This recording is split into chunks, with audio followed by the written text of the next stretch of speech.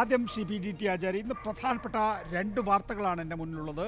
ഒന്ന്, SBIയോട് നാളെ തന്നെ ഇലക്ട്രൽ ബോണ്ടിൻ്റെ വിവരങ്ങൾ കൈമാറാൻ ആവശ്യപ്പെട്ടിരിക്കുന്നു. രണ്ട്, ഇപ്പോൾ പൗരത്വ നിയമ ഭേദഗതിയിൽ ചട്ടം വിജ്ഞാപനം ചെയ്തിരിക്കുന്നു.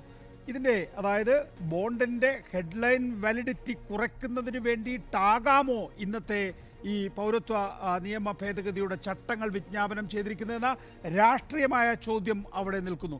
എത്ര കണ്ട് പ്രധാനപ്പെട്ടതാണ് ഈ ഇലക്ട്രൽ ബോണ്ടുമായി ബന്ധപ്പെട്ട സുപ്രീം കോടതി വിധി, ശ്രീ PDT ആചാര്യ? തീർച്ചയായിട്ടും വളരെ പ്രാധാന്യമർഹിക്കുന്ന ഒരു വിധിയാണ് അത്. സുപ്രീം കോർട്ടിൻ്റെ മെയിൻ ജഡ്ജ്മെൻറ്റ് വന്നപ്പോൾ തന്നെ നമുക്ക് അതിനെക്കുറിച്ച് വ്യക്തമായതാണ് സുപ്രീം കോടതിയുടെ ഒരു നിലപാട് എന്താണെന്നുള്ള ഈ കാര്യത്തിൽ, ഇലക്ട്രൽ ബോണ്ടിൻ്റെ.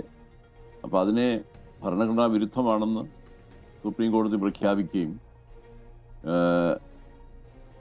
ഒരു പ്രത്യേക ഡേറ്റിനുള്ളിൽ SBI അതിൻ്റെ വിവരങ്ങളെല്ലാം ECIക്ക്, ഇലക്ഷൻ കമ്മീഷൻ ഓഫ് ഇന്ത്യക്ക് കൈമാറണമെന്ന് പറയുകയും ചെയ്തത്. ഇതിൻ്റെ എല്ലാ നൂലാമാലകളും സുപ്രീം കോടതിക്ക് അറിയാം എന്നുള്ളത് വ്യക്തമാണ്, അവരുടെ ആ വിധിന്യായത്തിലും അതുപോലെ തന്നെ അവർ ആ ഡേറ്റ് ഫിക്സ് ചെയ്തതിലുമൊക്കെ. എന്നാൽ SBI ഈ കാലാവധി അവസാനിക്കുന്നതിന് 2 ദിവസത്തേക്ക് മുമ്പ് ഒരു ആപ്ലിക്കേഷനും കൊണ്ട് സുപ്രീം കോടതിയെ സമീപിക്കുകയും ജൂൺ 30 വരെ സമയം വേണം എന്ന് ആവശ്യപ്പെടുകയും ചെയ്ത ആ ഒരു സാഹചര്യത്തിലാണ് ഇന്നത്തെ വിധിന്യായം വന്നിരിക്കുന്നത്. അപ്പോൾ അത് വളരെ ശക്തമായി സുപ്രീം കോടതി അവരുടെ ആപ്ലിക്കേഷൻ റിജക്റ്റ് ചെയ്തിട്ട് നാളെ തന്നെ ഈ വിവരങ്ങൾ മുഴുവൻ ECIക്ക് കൈമാറണമെന്നും ECIയോട് 15-ാം തീയതി 5 മണിക്ക് മുമ്പ് ഇതെല്ലാം അവരുടെ വെബ്സൈറ്റിൽ പബ്ലിഷ് ചെയ്യണമെന്നും പറഞ്ഞിരിക്കുന്നു. ഇത് വളരെ നിർണായകമായ ഒരു തീരുമാനമാണ് സുപ്രീം കോടതിയുടെ. ഈ ഇലക്ട്രൽ ബോണ്ടിനെ കുറിച്ചൊക്കെ നമ്മൾ ധാരാളം ഡിസ്കഷൻസ് നടത്തിയിട്ടുണ്ട്. അപ്പോൾ അതിനെക്കുറിച്ചൊന്നും റിപ്പീറ്റ് ചെയ്യേണ്ട കാര്യമൊന്നുമില്ല. പക്ഷേ ശ്രീ PDT ആചാര്യ, നോക്കൂ, ഇന്നിപ്പോൾ സുപ്രീം കോടതി അലക്ഷ്യ ഹർജി തൽക്കാലം മാറ്റിവെച്ചിരിക്കുകയാണ്.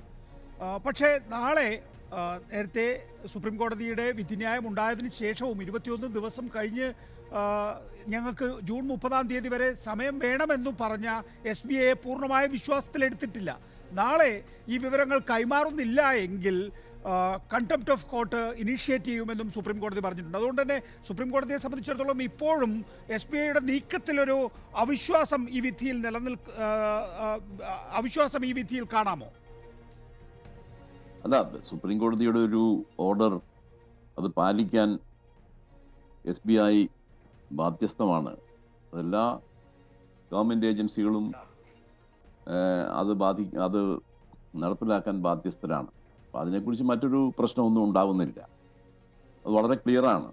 നാളെ 5 മണിക്ക് മുമ്പ് ഇത് പബ്ലിഷ് ചെയ്തില്ലെങ്കിൽ തീർച്ചയായിട്ടും കോടതി അലക്ഷ്യത്തിൻ്റെ കാര്യത്തിലേക്ക് സുപ്രീം കോടതി നീങ്ങും എന്നുള്ള കാര്യത്തിൽ സംശയമൊന്നുമില്ല. PDT ആചാര്യ, അടുത്ത ചോദ്യം എന്ന് പറയുന്നത്, നാളെ എന്തായാലും SBI ഈ വിവരങ്ങൾ കൈമാറണം. 15-ാം തീയതി വെബ്സൈറ്റിലൂടെ ആർക്കാണ് ഇലക്ട്രൽ ബോണ്ടിലൂടെ തുക ലഭിച്ചിരിക്കുന്നത് എന്ന് സംബന്ധിച്ച വിവരങ്ങൾ കൈമാറണം എന്നാണ് സുപ്രീം കോടതി നിർദ്ദേശിച്ചിരിക്കുന്നത്. അതായത് 15-ാം തീയതി നമുക്ക് പൗരന്മാർക്ക് ആരൊക്കെയാണ് പണം നൽകിയിരിക്കുന്നത്, അത് ഏതൊക്കെ രാഷ്ട്രീയ പാർട്ടികൾക്കാണ് കിട്ടിയിരിക്കുന്നത് എന്നത് സംബന്ധിച്ച് ഖണ്ഡിതമായി പറയുന്ന വിധത്തിൽ സുപ്രീം കോടതിയിലെ വെബ്സൈറ്റ് വിവരങ്ങൾ നൽകുമോ? സുപ്രീം കോടതി ആവശ്യപ്പെട്ടിരിക്കുന്ന വിവരമാണല്ലോ കൊടുക്കേണ്ടത്.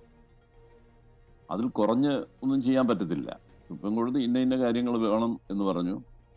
അത് ആരൊക്കെയാണ് ഇത് ബൈ ചെയ്തിരിക്കുന്നത്, വാങ്ങിച്ചിരിക്കുന്നത്, ഈ ബോണ്ടുകൾ, ഏതൊക്കെ പാർട്ടികളാണ് ഈ ബോണ്ടിൻ്റെ പൈസ കിട്ടിയിരിക്കുന്നത് എന്നൊക്കെയുള്ള വിവരങ്ങൾ, ഈ 2 പ്രധാനപ്പെട്ട വിവരങ്ങളാണല്ലോ സുപ്രീം കോടതി ആവശ്യപ്പെട്ടിരിക്കുന്നത്. ഇത് ഡിസ്ക്ലോസ് ചെയ്യണമെന്നുള്ളത്. അപ്പോൾ അത് സിറ്റിസൻസിൻ്റെ ഒരു റൈറ്റാണ്, ഫണ്ടമെൻ്റൽ റൈറ്റാണ് എന്നുള്ള അടിസ്ഥാനത്തിലാണ് സുപ്രീം കോടതി ഇത് ആവശ്യപ്പെട്ടിരിക്കുന്നത്. അപ്പം അതിൽ കുറവെന്താണ്? അത് കുറവായിട്ടൊന്നും കൊടുക്കാൻ പറ്റില്ല. അവർ ചോദിച്ച ഇൻഫർമേഷൻ അത് വളരെ വ്യക്തമാണ് അവരുടെ ഓർഡറിൽ. ആ ഇൻഫർമേഷനാണ്, അത് വളരെ സ്പെസിഫിക് ആയിട്ട് പറയുകയും ചെയ്തിട്ടുണ്ട്. സുപ്രീം കോടതിയുടെ ആ ഓർഡറിൽ. അപ്പം അതാണ് കൊടുക്കേണ്ടത്. അത് കൊടുക്കാൻ ബാധ്യസ്ഥരാണ് SBI. അതിന് മറ്റ് എക്സ്ക്യൂസസ് ഒന്നും അതിൽ പറ്റില്ല. മറ്റൊന്ന്, നേരത്തെ ചൂണ്ടിക്കാണിച്ച പൗരത്വ നിയമ ഭേദഗതി ബിൽ, അതിന്മേൽ 2020 പൗരത്വ നിയമ ഭേദഗതി ബിൽ പാസ്സാക്കിയിട്ടുള്ളത്. ഇപ്പോൾ 4 വർഷവും 3 മാസത്തിനും ശേഷം അതിൻ്റെ ചട്ടം വരുന്നു എന്നുള്ളതാണ്. സാധാരണഗതിയിൽ ഇങ്ങനെ റൂൾസ് നോട്ടിഫൈ ചെയ്യാൻ ഇത്രയധികം സമയമെടുക്കാറുണ്ടോ? അത് ലോക്സഭാ തെരഞ്ഞെടുപ്പിന് മുമ്പുള്ള ഒരു പബ്ലിസിറ്റി സ്റ്റണ്ടാണ് എന്നാണ് മമതാ ബാനർജി അടക്കമുള്ള പ്രതിപക്ഷ നേതാക്കൾ വ്യക്തമാക്കിയിട്ടുള്ളത്. എന്തുകൊണ്ട് 4 വർഷം 3 മാസം എന്നത് സംബന്ധിച്ച് സാധാരണഗതിയിൽ സംഭവിക്കാറുള്ള കാര്യമാണോ ഇത്രയധികം വൈകൽ? അത് ചില കാര്യങ്ങളിലൊക്കെ അങ്ങനെ സംഭവിക്കാറുണ്ട്.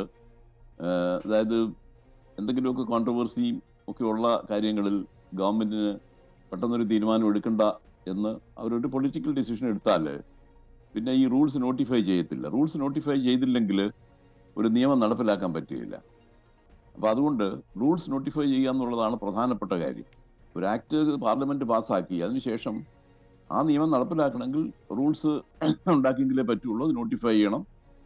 അപ്പം അന്ന് മുതലാണ് അത് നടപ്പിലാവുന്നത്. അത് ചില കാരണങ്ങളാൽ ചില സാഹചര്യങ്ങളിൽ ചില നിയമങ്ങളെ സംബന്ധിച്ചിടത്തോളം ഗവൺമെന്റ് ഈ റൂൾ മേക്കിംഗ് എന്ന് പറയുന്നത് അത് പോസ്റ്റ്പോൺ ചെയ്യാറുണ്ട്. അങ്ങനെയൊക്കെ ഉള്ള സംഭവങ്ങൾ സംഭവിച്ചിട്ടുണ്ട്. നേരത്തെയൊക്കെ അങ്ങനെ ഉണ്ട്. ഇതാദ്യമായിട്ടൊന്നുമല്ല. അതിനകത്ത് ഗവൺമെന്റിന് എന്തെങ്കിലും പ്രത്യേക കാരണങ്ങൾ ഉണ്ടാവുമെന്ന് വെച്ചു. കാരണം ഇത് പ്രത്യേകിച്ച് ഈ സിറ്റിസൺഷിപ്പിന്റെ സംബന്ധിക്കുന്ന പ്രശ്നങ്ങൾ എന്ന് പറഞ്ഞാൽ വളരെ ഒരുപാട് കോൺട്രവേഴ്സീസ് ഉണ്ടാക്കിയ ഒരു പ്രശ്നമായതുകൊണ്ട് തന്നെ ഗവൺമെന്റ്, പക്ഷേ ഈ കഴിഞ്ഞ പാർലമെന്റിലും ഈ കഴിഞ്ഞ ലോക്സഭയുടെ സെഷനിലും അതുപോലെ തന്നെ അതിനു മുമ്പൊക്കെ ഈ നമ്മുടെ ഈ ആഭ്യന്തരമന്ത്രി അതിനെക്കുറിച്ച് പറഞ്ഞിട്ടുണ്ടായിരുന്നു. പെട്ടെന്ന് തന്നെ ഞങ്ങൾ നടപ്പിലാക്കാൻ പോകുന്നു. അപ്പം അത് ആ ഒരു കാര്യം അവർ പറഞ്ഞുകൊണ്ടിരിക്കുകയാണ് ഈ കഴിഞ്ഞിടയ്ക്ക് ആയിട്ട്.